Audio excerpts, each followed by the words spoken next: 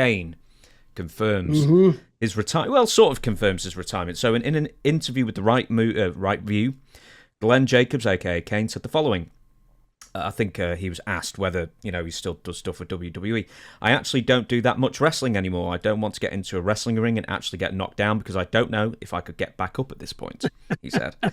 But yes, I still do things occasionally. For instance, WWE recently had SummerSlam, which is WWE's second biggest event of the year in Nashville at Nissan Stadium, where the Titans play, and I announced the attendance for the evening.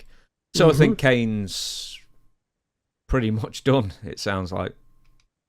Well, he wants to be done because all he can do now is guest slots. His name would still mean something on the card, but for how long would that? But you could always, if you did want to come back and do something, he gets in a little bit of decent shape. See, one of the worst things that could happen to a retired pro wrestler is when you make a comeback, if you don't resemble what you were when you were hot, you're done. And it's embarrassing. It really is. The people, if you have fans, and see, I'm sure that probably Jericho embarrasses some of his fans because of his weight gain. Because he had abs at one time. They were rolling. But I think Kane could be put in a situation to where he has to contribute very little, but he's just waiting in the corner for a tag. But you can't expect him to start doing a sell job right in the middle of a match. That's not going to work. So, but Kane is done, I think. And I brought him to Puerto Rico. This is the story about Kane. I met him on some independent show in either Indiana or Ohio. I can't remember. And big guy, huge guy. And I said, brother, where'd you come from? And he told me his name, very friendly and very respectful. And he knew who I was. And I told him, I said, listen, I'm going to Puerto Rico. Listen, if you want to work, I can use you down there. And he went, okay, just, when it comes up, just call me. So I called him about, 2 weeks later.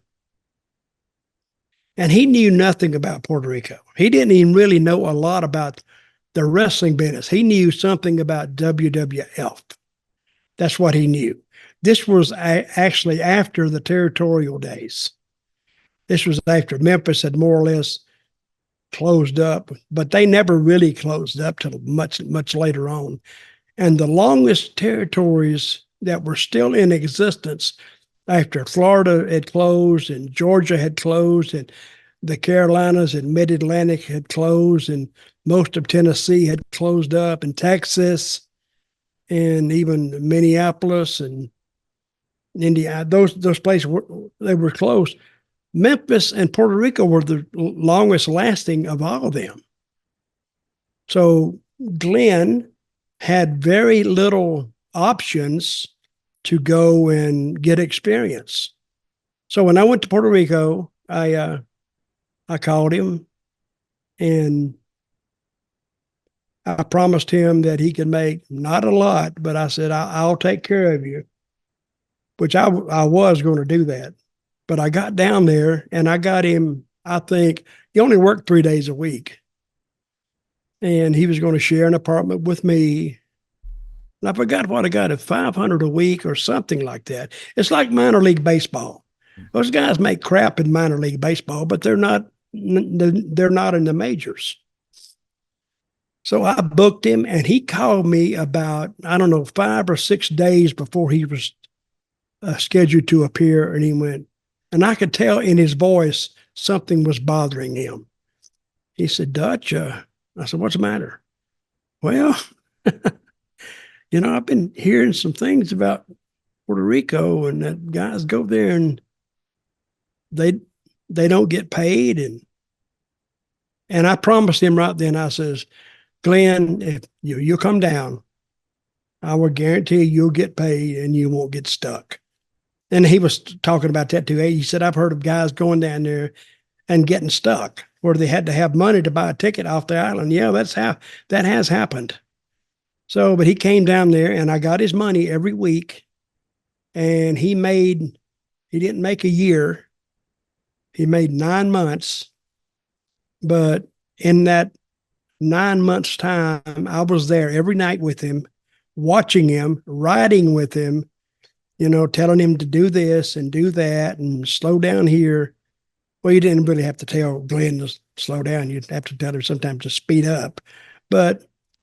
And he learned the business, I think, more than he ever has until he went to WWF.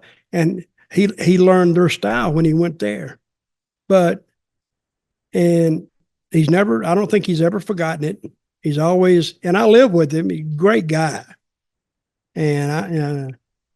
But I'm glad I got him down there and he didn't have a bad story to tell about Puerto Rico. Plus, he saved my ass one night from probably getting damn killed. And I went in the dressing room and he said, "What's going on?" I said, "What's going on?" "They're trying to kill me." That's what's going on. I think it's self-explanatory. And I remember the promoter went up and he said, I want to see, his name is, he's Croatian. I don't know how in the hell he got to Puerto Rico, but he has a voice like this. And you don't know how he came in there and said, "What is going on?" I told him, I said, I quit. No, don't quit. Don't quit. I said, I'm done. Screw this.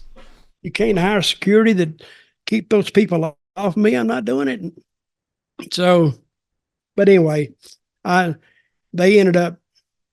raised my money just a little bit. So I stayed because business was actually pretty good at that point. But that was my little Glenn story. So, but he's like, I'm talking about if he had to come back and make an appearance, especially now, he would actually really mean something. Because now Triple H has WWE. He's got them in good shape.